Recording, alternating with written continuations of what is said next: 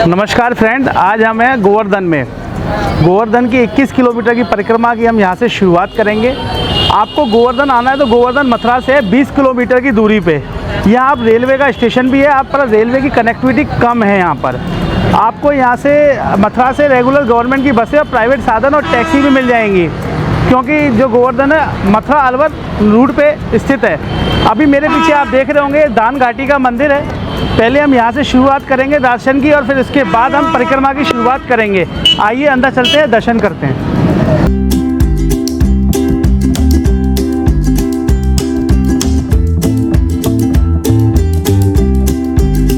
इस वक्त हम दान घाटी मंदिर के दर्शन कर रहे हैं। कहा जाता है यहाँ पे भगवान श्री कृष्ण गोपियों से मक्खन दान लेकर खाते थे।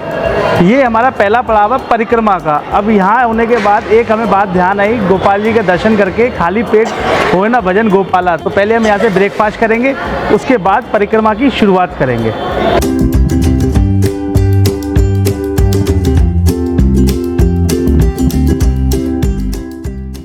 हम ब्रेकफास्ट करने के लिए दान घाटी मंदिर से 200 मीटर आगे श्री गिरिराज मिष्ठान भंडार पर आ गए।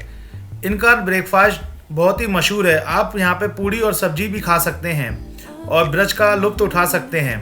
हमने भी यहीं रुक के ब्रेकफास्ट किया, जहाँ हमने गरम सब्जी और पूड़ी का आनंद लिया। आप भी यहाँ आ सकते हैं। और इनकी जो पूड़ियाँ हैं कचौड़ी की तरह खस्ता रहती हैं और आप इसका पूर्ण आनंद ले सकते हैं, क्योंकि ये ब्रज का एक भोग है।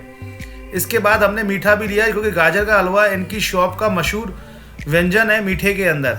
आप इसको भी ट्राई कर सकते हैं और ये लोकल्स के लिए भी बहुत मशहूर है। ब्रेकफास्ट के बाद हमने दान घाटी मंदिर के सामने से आरंभ बिंदु से श्री गिरिराज जी महाराज का नाम लेके अपनी परिक्रमा आरंभ करी।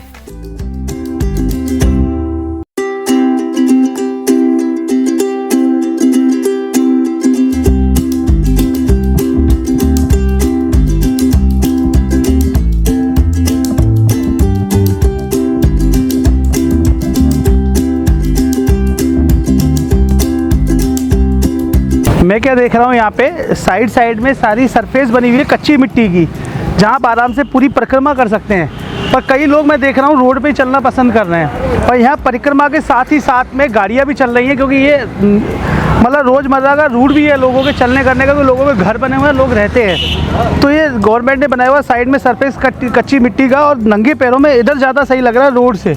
पर तभी मैंने कई ध्यान दे रहा हूँ, लोग रोड पे ज़्यादा चलना पसंद कर रहे हैं। अभी हमने 300 मीटर 150 मीटर हम आगे आ चुके हैं और चल रहे हैं, अभी परिक्रमा कर ही रहे हैं।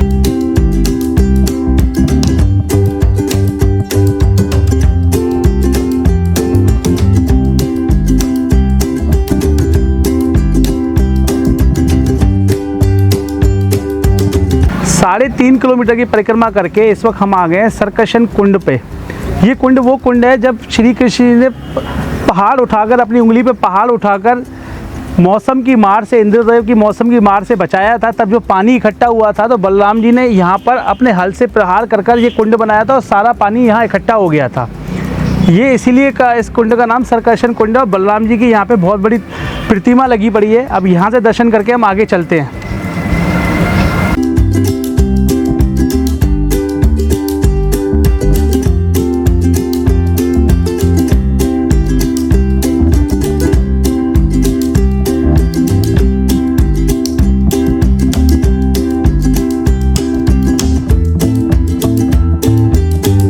अभी हम पूछरी का लोटा मंदिर पे आ चुके हैं और 6 किलोमीटर की यात्रा हम आरंभ बिंदु से कर चुके हैं। बाबा से हम पूछेंगे यहाँ इस मंदिर की महिमा और क्या महत्व है इस मंदिर के। बाबा, हमें थोड़ा इसकी जानकारी दीजिए। ये बेटा भगवान श्री कृष्ण के सखा हैं, मित्र हैं। ये भक्त गिरिराज जी की परिक्रमा करता है, उसकी साक्षी हाजिरी यही लेते हैं, क्योंकि यहाँ गिरिराज बाबा का चरण है, चरणों में विराजमान है। ये भगवान के परम सखा थे, क्योंकि ये आपके जो क्या कृष्ण के सबसे प्यारे मधुमंगल नाम के सखा थे। मधुमंगल जो थे वो सतयुग में शंकर थे, त्रेता में यही हनुमान जी थे, द्वापर में भगवान के मित्र, भगवान के सखा रहे मधुमंगल।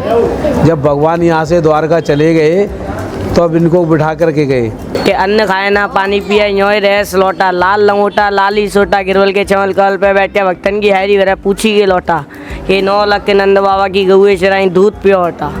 मैंने एक चीज़ यहाँ पे और देखी, कई लोग यहाँ पे मयूरी रिक्शा ऑटो से भी अपनी यात्रा को पूरा कर रहे हैं, जो चलने में असमर्थ है या बूढ़े बूढ़े हैं, चल नहीं पाते हैं। मैंने यहाँ पता किया ऑटो रिक्शा वालों से 100 रुपये पर सवारी, या पूरा ऑटो करना चाहते हैं तो 21 किलोमीटर की परिक्रमा के लिए 400 से 500 रुपये वो ले रहे हैं।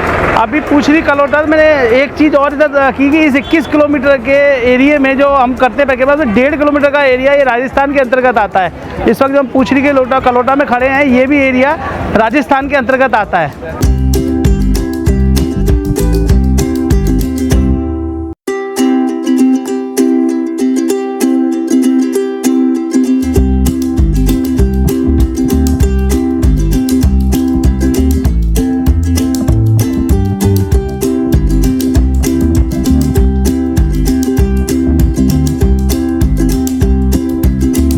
अभी स्टार्टिंग पॉइंट से 9 किलोमीटर की यात्रा करके हम जतीपुरा आ चुके हैं। जतीपुरा में विवनानी भवन है, यहाँ आप भोजन कर सकते हैं।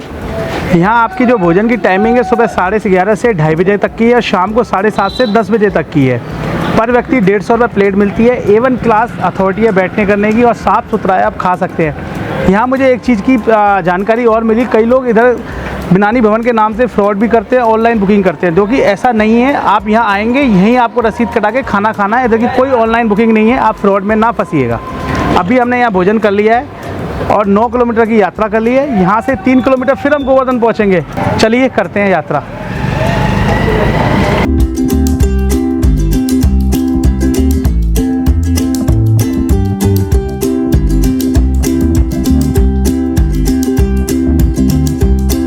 इस वक्त हम जतीपुरा में ही हैं, 9 किलोमीटर दूर अपने आरंभ बिंदु स्टार्टिंग पॉइंट से। इस वक्त हम मुखार बिंब पे हैं। ये वो स्थान है जहाँ पर श्री कृष्ण ने अपनी सबसे छोटी कन्नी उंगली पर पर्वत को उठा लिया था।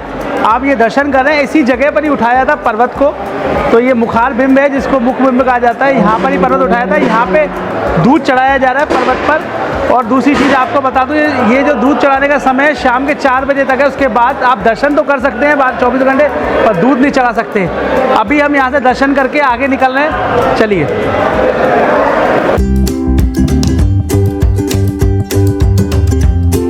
अभी तक आपने जितनी भी परिक्रमा में देखा होगा, गोवर्धन पर्वत को इतना पास से नहीं देखा होगा। आप देख रहे होंगे ये गोवर्धन पर्वत है, जो मैं अभी जतीपुरा में मेरे को अभी मिला है परिक्रमा मार्ग में, बिल्कुल पास से देखने को।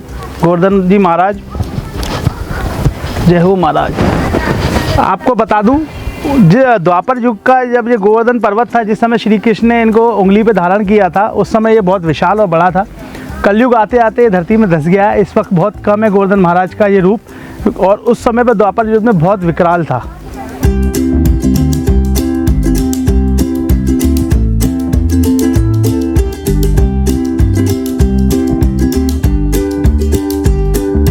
हमने 12 किलोमीटर की परिक्रमा कर ली है। हमने अपनी परिक्रमा गोवर्धन से चालू करी थी। अभी इस वक्त फिर हम गोवर्धन आ गए हैं।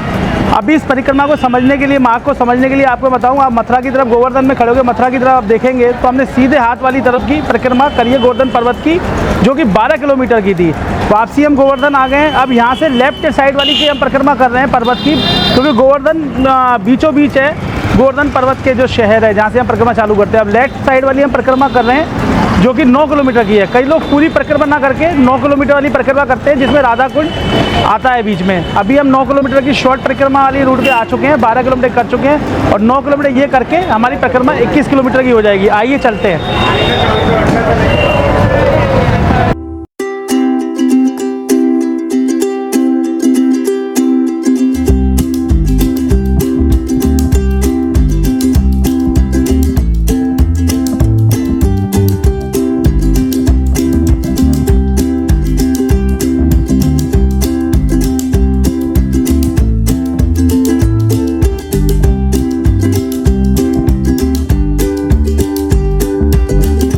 राधे राधे, हो गए आधे। दोस्तों, अभी छोटी परिक्रमा मार्ग जो हमने गोवर्धन से चालू किया था 9 किलोमीटर का, उसका हमने 4 किलोमीटर का सफ़र करके हम राधा कुंड पे आ गए हैं। और पूरी परिक्रमा की बात करें तो 12 किलोमीटर बड़ी प्लस 4 किलोमीटर ये, टोटल 16 किलोमीटर की हमारी परिक्रमा हो चुकी है 21 किलोमीटर में से। मतलब 5 किलोमीटर की अभी रह गई है। इस वक्त हमें राधा कुंड पे, ये माता राधा का प्रिय स्थान था। कहा जाता है कि यहाँ पर एक दिन भगवान सखाओं के साथ आए थे, और एक राक्षस था जो गौ माता के रूप में आकर गौओं के साथ उनको मारने लगा, उनके रूप में आके, और ग्वालों को भी मारने लगा। पर भगवान श्री कृष्ण ने उन्हें पहचान लिया और उसका वध कर दिया।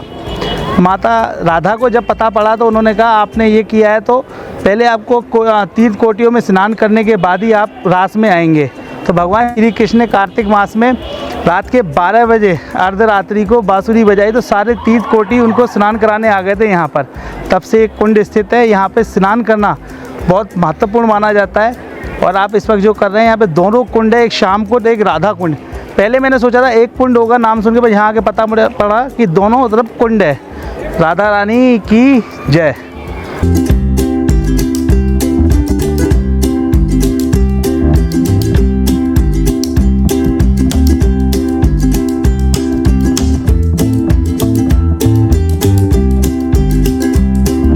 अभी हम कुसुम सरोवर पे आ चुके हैं। यहाँ से हमारी जो आखिरी समाप्ति पॉइंट है 21 किलोमीटर पूरी या परिक्रमा का 3 किलोमीटर दूरी है।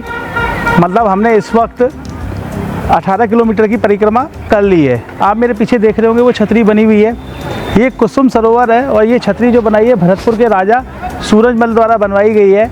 ये कुसुम सरोवर पे जितने भी पुष्प होते, गोपियाँ इधर से पुष्प लेके श्री कृष्ण को भेंट करती थी, उनके लिए यहीं से पुष्प ले जाती थी, इसलिए यहाँ का जो नाम है कुसुम सरोवर पड़ा है। इसकी सुंदरता बहुत अच्छी लग रही है। यहाँ पे आप आएंगे तो यहाँ पे क्या है, इस वक्त अभी टूरिस्ट सब एंजॉय कर रहे हैं और आराम से एंजॉय करेंगे। और इतना प्यारा सरोवर है, बहुत पानी देखेंगे ना आप तो धीरे धीरे चल रहा है पानी, तो बहुत रिलैक्सिंग पॉइंट है। और हमें क्या है, सुबह से निकले हुए हैं और कोई शूटिंग पॉइंट भी है, तो आप वैसे इधर करते हैं आप इधर की यात्रा तो शूज़ के इसमें तो कर ही नहीं सकते, क्योंकि आप परिक्रमा करते हैं तो शूज़ पहन के कर नहीं सकते। इस कारण से जो पैरों का सबसे नीचे भाग होता है वो थक जाता है। अभी यहाँ से 3 किलोमीटर की राष्ट्र परिक्रमा रह गई है, वो हम पूरी करते हैं। पर उससे पहले हम एक पॉइंट और है वो भी देखेंगे।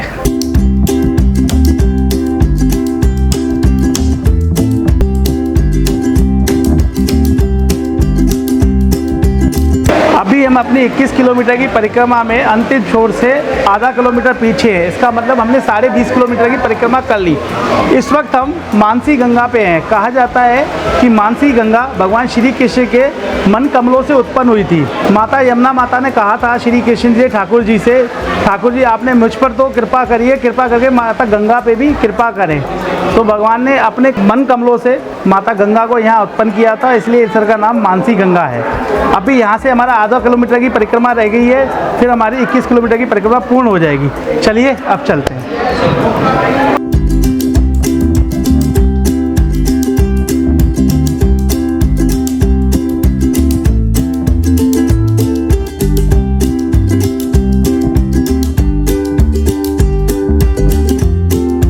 गिरिराज जी महाराज की जय।